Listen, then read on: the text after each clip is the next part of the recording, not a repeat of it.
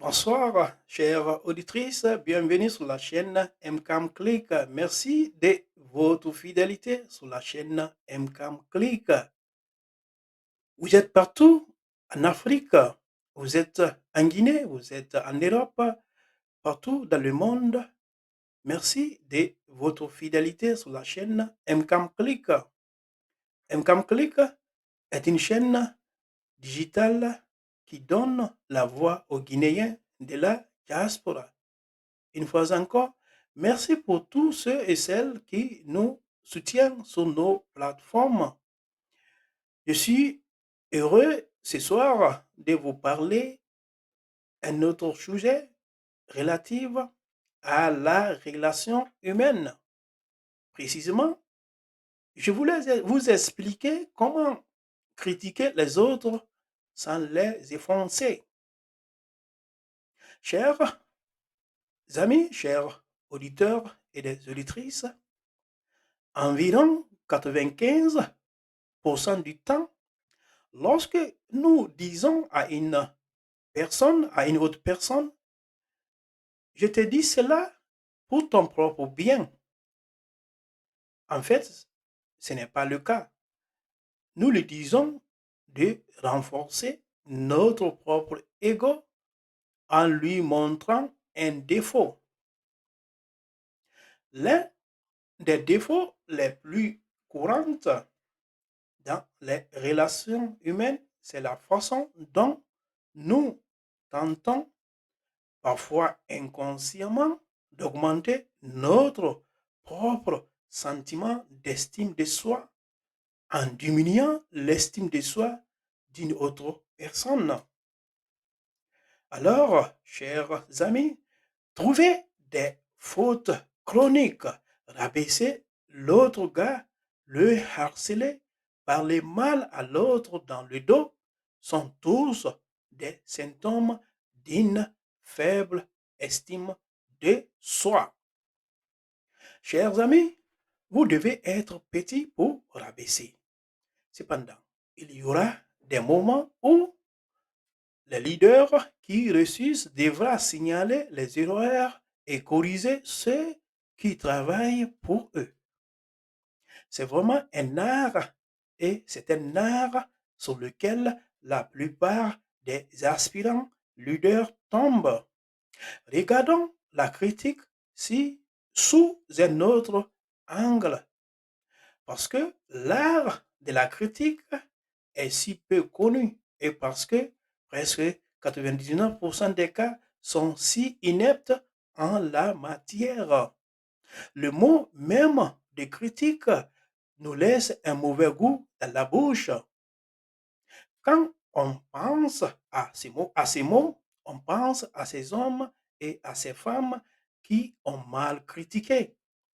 Nous sommes enclins à penser à quelqu'un qui nous saute à la gorge, qui nous montre, qui nous humilie et qui nous rabaisse.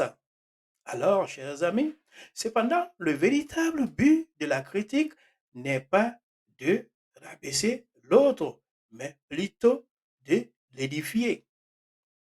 Non pas pour le blesser, mais pour l'aider à mieux faire son travail. Comment garder alors l'autre à coopérer avec la critique? Chers amis, chers auditeurs et des auditrices, gardez à l'esprit que la critique n'a pas pour but de satisfaire vos égos, mais d'obtenir un bon résultat final pour votre entreprise, pour le cas des entreprises ou pour la personne critiquée de mieux faire pour le cas de la famille, pour le cas des amis, pour le cas des collaborateurs. Alors, on doit critiquer l'acte, mais pas la personne. Toutes les critiques, chers amis, pourraient être formulées dans le même esprit. Si c'était le cas, on obtiendrait sans doute des résultats tout aussi bons. Alors, chers amis, je vais vous expliquer les 7 incontournables d'une critique reçue. Écoutez bien, premièrement, la critique doit être faite dans une intimité absolue. Si vous voulez que vos critiques prennent effet, vous ne devez pas engager l'ego de l'autre personne contre vous. Souvenez-vous, chers amis, de votre objectif, obtenir un bon résultat final, pas pour dégonfler son ego. Même si vos motivations sont les plus élevées et que vous avez le besoin ou bien le bon esprit pour critiquer l'autre personne, alors rappelez-vous que c'est ce qu'il ressent qui compte. La forme la plus légère des critiques faites en présence d'autrui est très susceptible d'être ressentie par l'autre personne. Alors, chers amis, justifié ou non, il a l'impression d'avoir perdu la face devant ses collègues ou associés. Alors, chers amis, que vous observiez cette règle ou non est également une bonne indication de vos véritables motivations pour critiquer. Critiquez-vous un employé uniquement lorsque vous avez en public? Est-ce que vous corrigez les manières de table de votre mari ou vos enfants en présence de compagnie?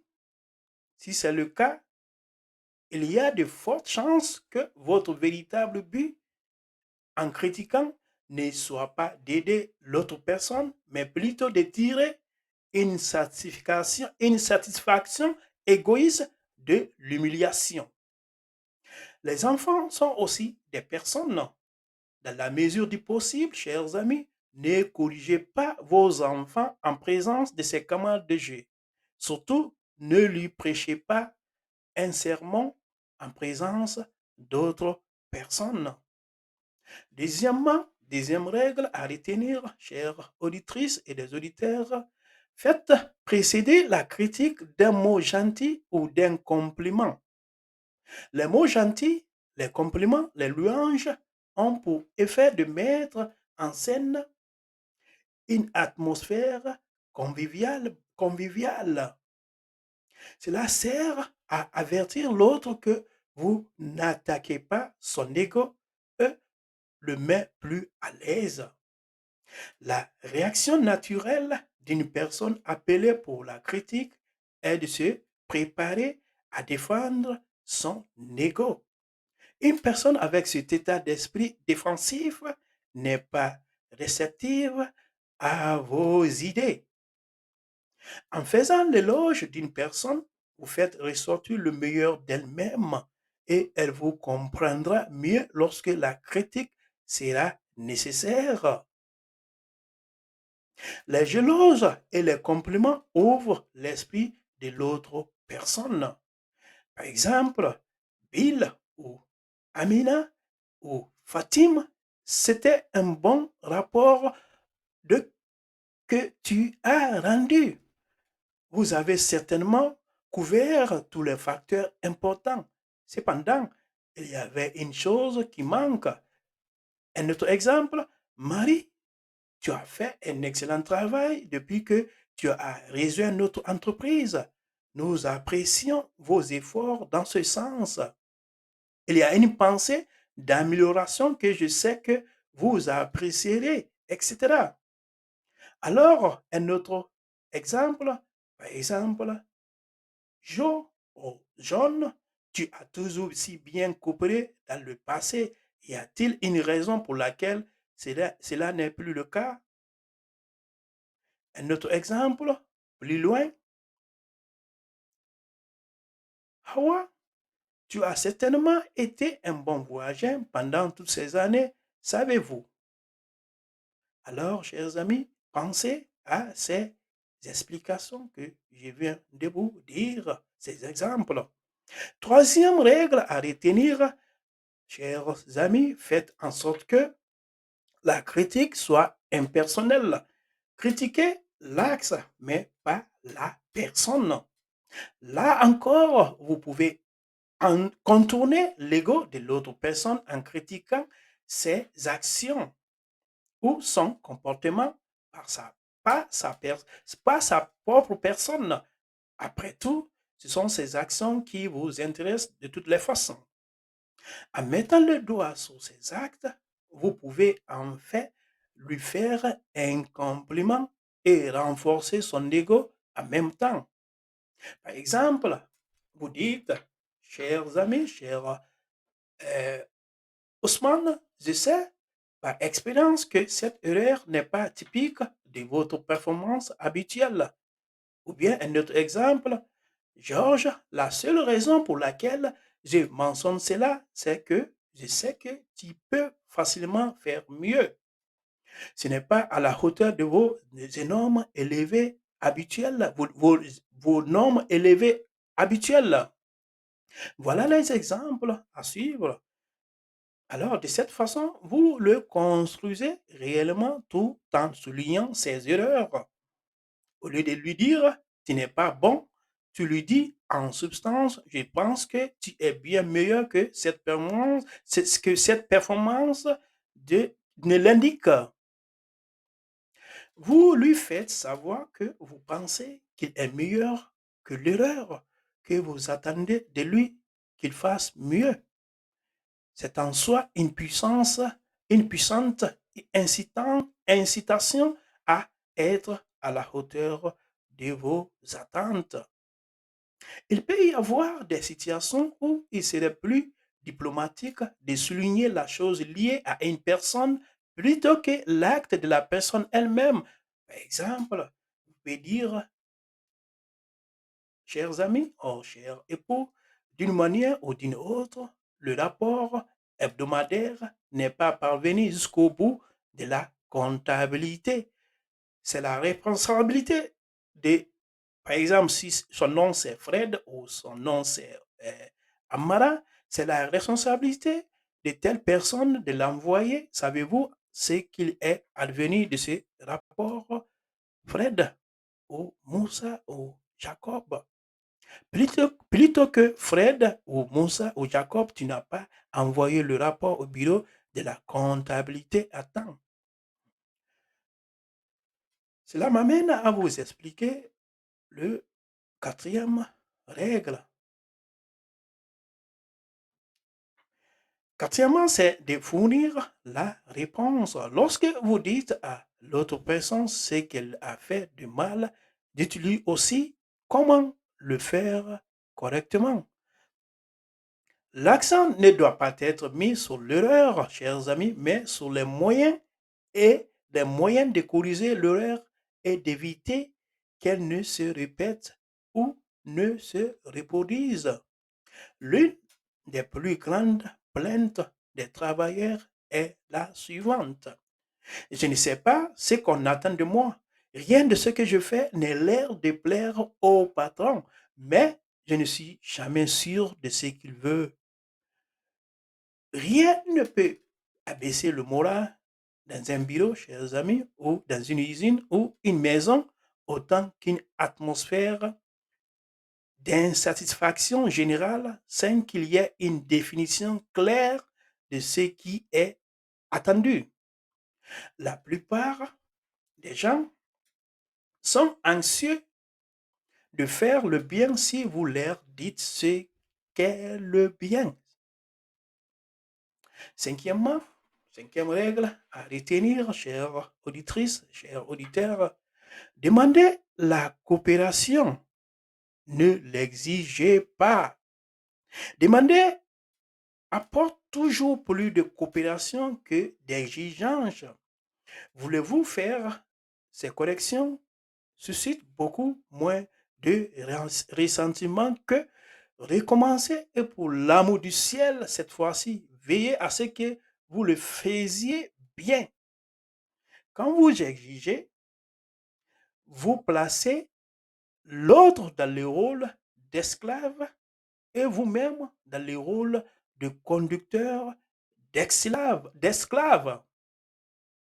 Lorsque vous le demandez, vous le placez dans le rôle d'un membre de votre équipe.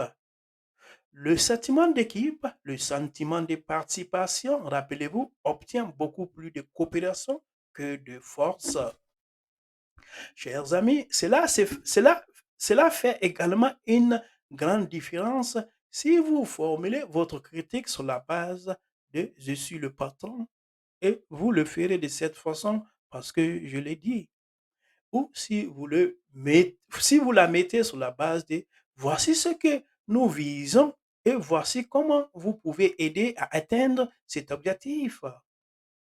Vous irez beaucoup plus loin si vous donnez à l'autre personne une incitation égoïste à vouloir changer ses actions que si vous lui donnez simplement un ordre de le faire. Sixièmement, une critique à l'égard d'une offense. Attirer l'attention sur une erreur donnée une seule fois est justifiée. Deux fois, ce n'est pas nécessaire. Et trois fois, c'est lancinant. Rappelez-vous, votre objectif dans la critique, faire un travail, pas gagner un combat d'ego. Il est tout aussi stupide et inefficace pour vous de continuer à traîner les erreurs du passé et à les ressasser. Les employeurs ne sont pas les seuls à commettre cette erreur. Les maris, les femmes traînent des erreurs et des erreurs du passé qui devraient être mortes et enterrées. Les parents déterrent les problèmes morts dans les relations avec les enfants. Cela n'aide jamais l'autre personne à faire mieux dans le présent.